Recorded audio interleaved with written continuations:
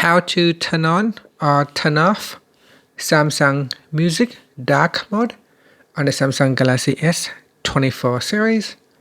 First, tap on the home button to go back to the home screen. Then swipe up to go into the apps screen. In here, open up the Samsung Music app. Next, we go back to the main Samsung Music page and then tap on the More button. Then tap on Settings. Now in the Samsung Music Settings page, scroll down and then tap on Dark Mode.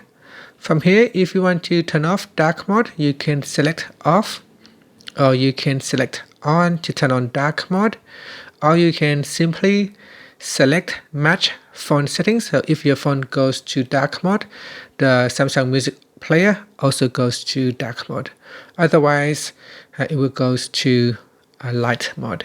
Finally, tap on the back key to go back to your music player, or tap on the home button to go back to the home screen. Thank you for watching this video.